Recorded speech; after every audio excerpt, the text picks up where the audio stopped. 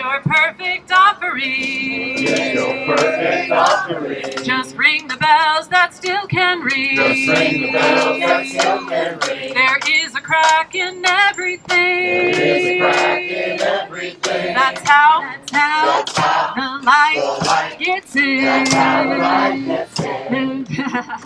I know how the song goes. Forget your perfect offering. Forget your perfect offering. Just ring the bells that still can ring. Just ring the bells that still can ring. There is a crack in everything. There is a crack in everything. My name is Jen Hampton, and I'm the Housing and Wages Organizer at Just Economics. That's right. So, Just Economics convenes the WNC Workers Assembly, which is our regional chapter of the Southern Workers Assembly. This is a coalition of workers and representatives of worker organizations working together to educate ourselves and support each other's actions and strategize acts of solidarity. So I'm just going to give you a quick little short history of what it is.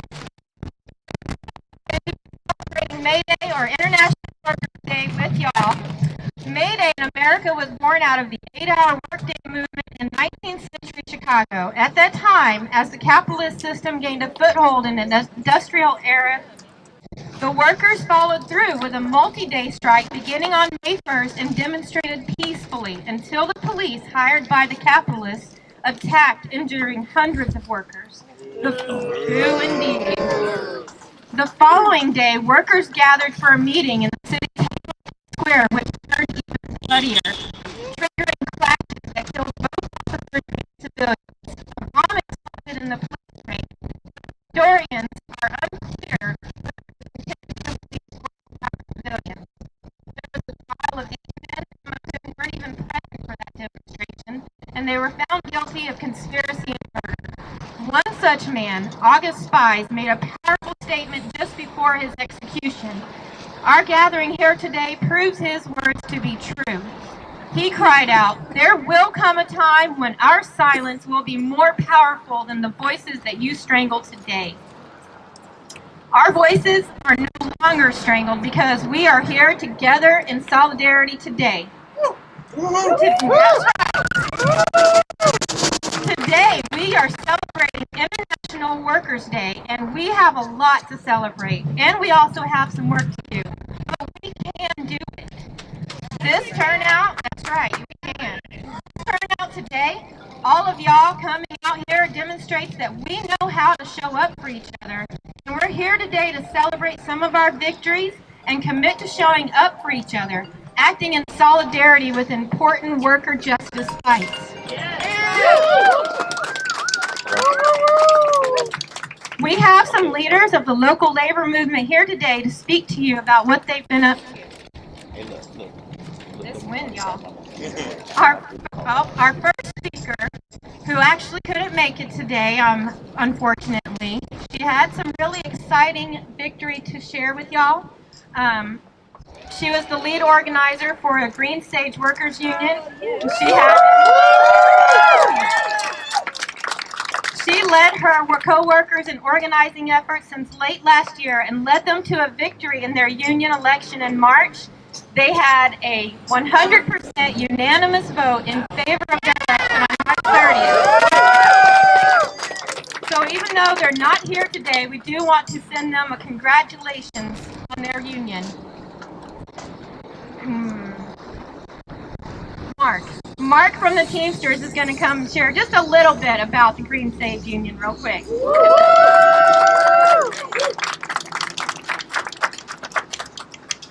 Wow, this is incredible to see this many labor-involved people here. It's incredible. I just started with the Teamsters. I've been an active officer for many years.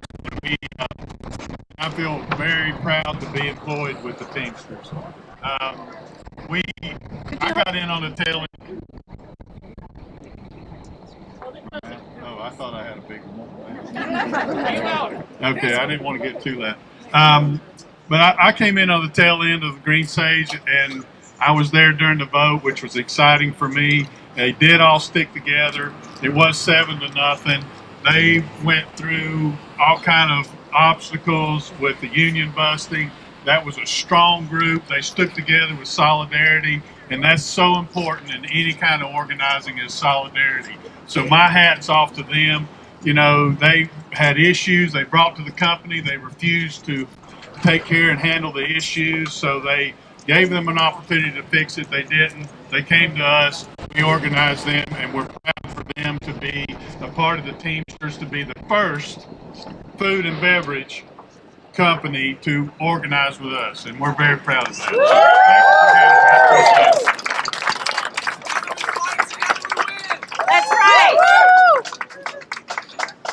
That was awesome. Thank you so much, Mark.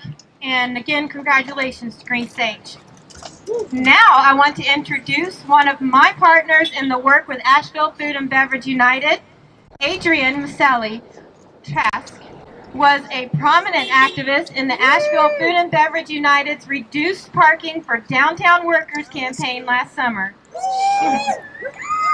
Adrian gave a powerful speech to the Buncombe County Commissioners, sharing her story about how the cost of parking has impacted her quality of life. We are so proud to have her passion and activism in our community. Let's welcome Adrian.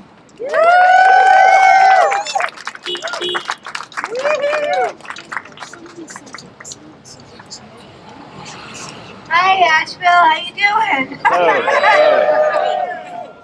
I'm a little nervous. I've never spoken in front of everybody like this before. I mean, I did a lot.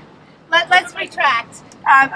Can you hear me? Okay. When I was in Florida, yes, I came from that dreaded state. Couldn't wait to get out of there. I was very active in a lot of environmental issues, so I was protesting, speaking about a lot of things going on, and I had no problem. But now I'm in front of you, and I'm a little nervous, but that's okay. So I went with Jen and all the AFBU workers to the courthouse, to the county commissioners right down here, and there was probably about 4 or 5 of us that actually went in and we spoke in front of the commissioners, and we had a great victory. And there are many reasons why I was thrilled to be part of this and to show solidarity, because it's really important for us workers to stand together, to be united, to fight for a cause that's bigger than us. And this is much bigger than us, because if we don't have workers, the downtown's not going to have anything. And if we can't have parking, affordable parking for our workers, then who's going to take care of all the tourists that come? Nobody. And we don't want that. We want to have a city that respects us, that can stand with us to see that we are in dire need of this. And because of that, we got the victory that we needed. And we're going to take it to the city next. And I just had a little thing too that I want to say here. When we joined together, united, change happens. When we use our voices to be heard, to stand up for the rights and the needs of our fellow people, we evoke change. That's right. I've seen it happen so many different times in my life, and I just recently saw it in the parking situation here. So now we're going to keep speaking out for this and for the things that we believe in. We are honored, and I am so honored to be here, to be a part of all of you, and this matters. It's so important. And we're taking it now to the city. We're going to the city next. And, the Cox parking garage, that's the victory that we had. There was 150 spaces that were opened up. It was on a lottery. And so only a certain amount of people got in. But we are going to try for the college parking deck next. To the city. All right. And thank you so much. It's an honor to speak, and it's an honor to be here with you.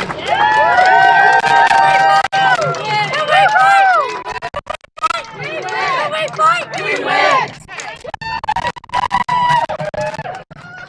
Thank you, Adrian.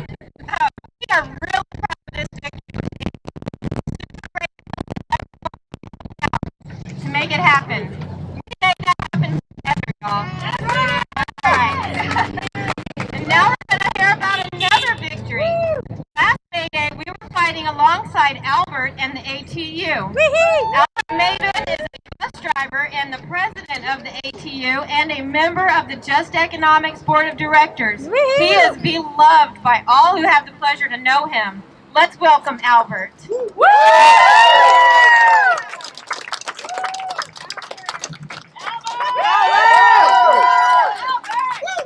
Hello, everybody.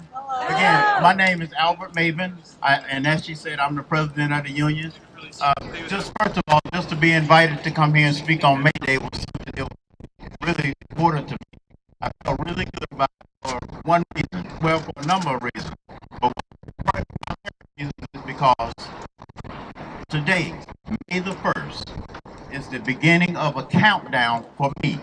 And that countdown is the beginning of the countdown from me having to work.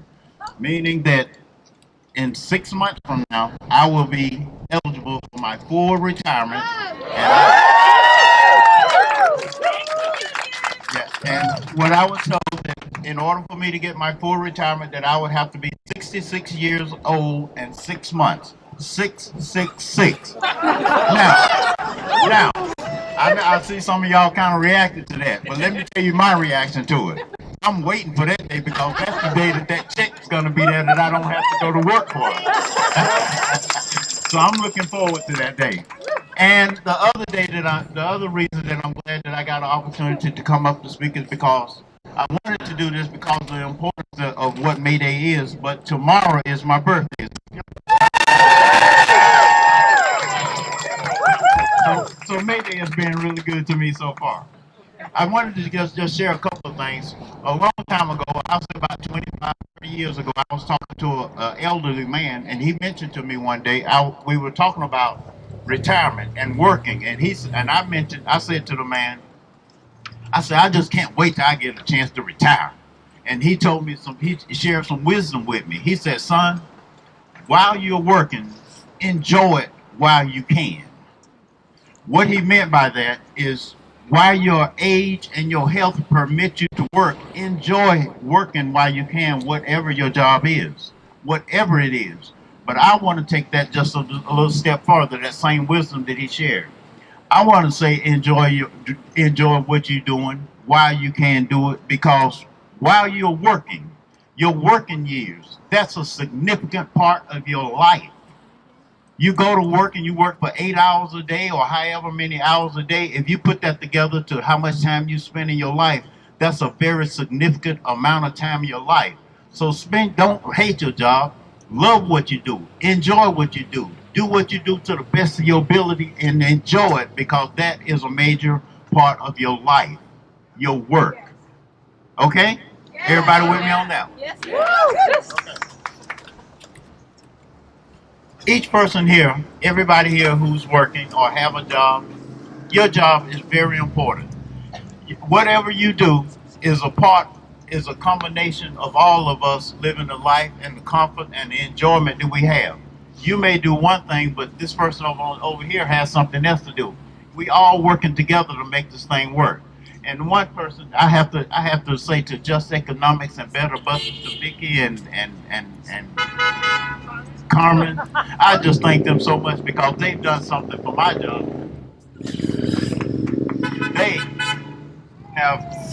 They made a contribution to my job and the people that I work with. They didn't get us a percentage. They gave us a $2 raise thanks to the work that Vicky and Carmen and Lane have done for us. So let's all stick together. I want to share something now. I've thought about this. I've spent plenty of time thinking about it. And before I tell you what it is, let me tell you the conclusion that I've come to.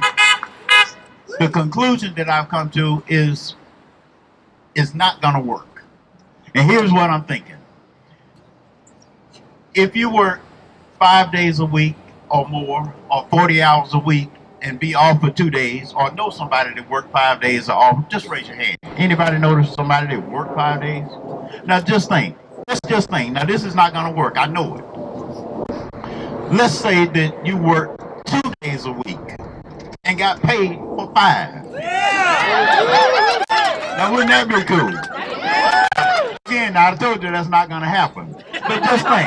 But just think. If the bus station. If I told y'all that they were going to hire tomorrow at the bus station, the only thing you had to do work is 2 days, and you'd be on for 5 and get paid for the whole thing, right? Sign them up, all right? Sign them up.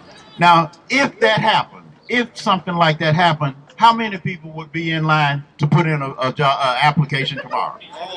All right, okay, she would put in a job, but she would put an application in. But just say that she didn't want to work and she quit the job.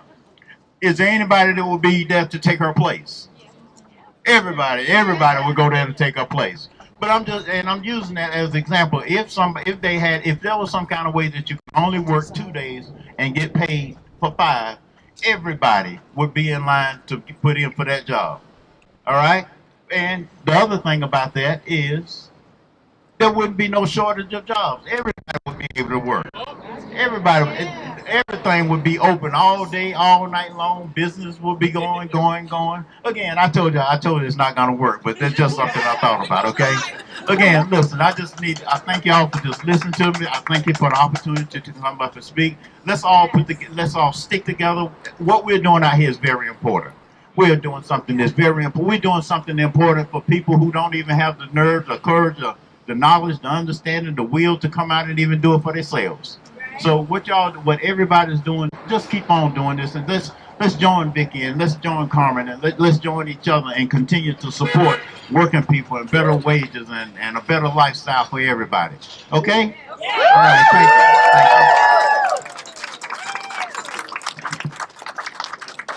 Thank you so much, Albert. That was amazing. I would love to work just 2 days. Again, this victory for bus driver wage increases happened because workers fought for it, and many of us acted in solidarity to support this effort. So thank you, Albert, and thank you, everybody who worked on that. One of the largest organizing efforts in the Western North Carolina happened a couple years ago when the nurses at Mission won their union.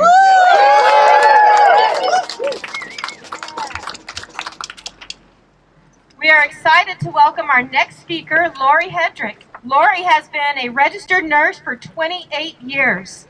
She's worked providing patient care at Mission Hospital since 2014, has been active in National Nurses United since they started campaigning for the election in 2020.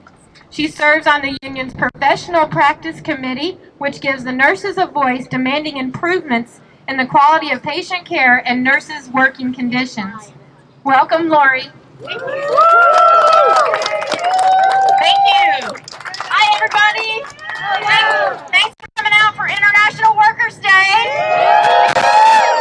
Like Jen mentioned, 137 years ago, there was the demand, the strike for an 8-hour workday, and this has been an annual event ever since, so it's pretty amazing. As many of you know, Mission Hospital is now owned by an out-of-state for-profit corporation. Owned mostly by the wealthy Frist family in Nashville, Tennessee. HCA, or Hospital Corporation America, is the most profitable hospital in the history of the world. Mission Hospital generates some of their highest profits, despite the astronomical amounts of money that HCA makes off of our community. Mission Hospital still finds ways to cut corners to further increase profits. Thank goodness we have a union. And we can fight back to protect our patients, community, and profession. Nurses are fighting back on several fronts at Mission. Our Copestone nurses in the behavioral health department are demanding HCA fix the air conditioning immediately, which has been broken for days. And they asked, in the very least, to provide portable AC units and fans, which they still haven't done. When temperatures reach 80+ degrees, this increases behavior issues, especially with this population. The hospital's profit-driven, anti-worker business model puts patients at risk daily. HCA only cares about the bottom line and what's on their balance sheet. Last year, HCA spent over $8 billion in a stock buyback, which favored well for the corporate executives of the Frist family and for the stock owners. A fraction of that money could have instead fixed the unsafe conditions that nurses and patients endure in our hospital.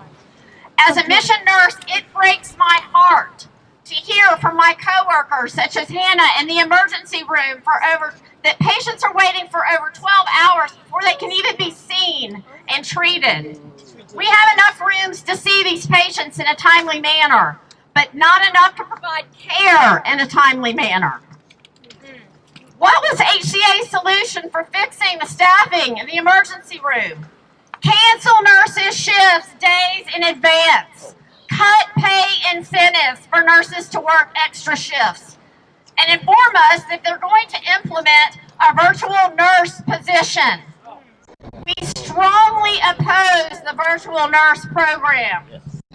This attempts to replace in-person care. We are going to fight back against this injustice to our patients and our profession.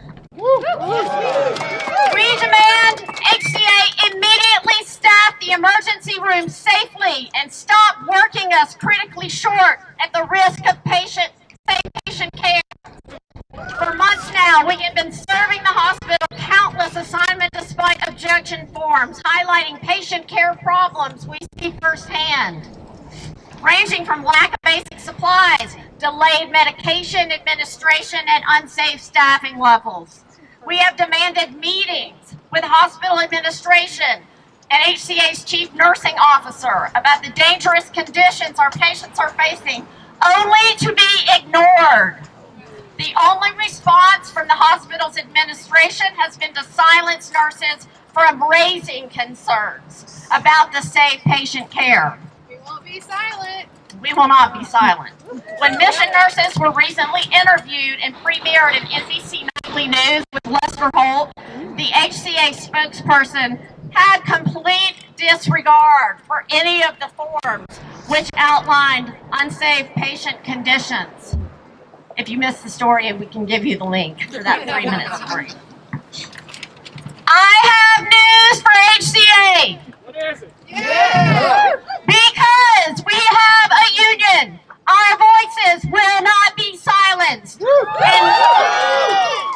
And we will continue to advocate for our patients until they get the care they deserve. Union nurses are patient advocates. Healthcare is not a business. We are fighting back for our patients and our community. In addition to signing petitions about patient safety concerns, wearing stickers in support of our patients, and safe staffing levels, we also filed charges against HCA and hospitals.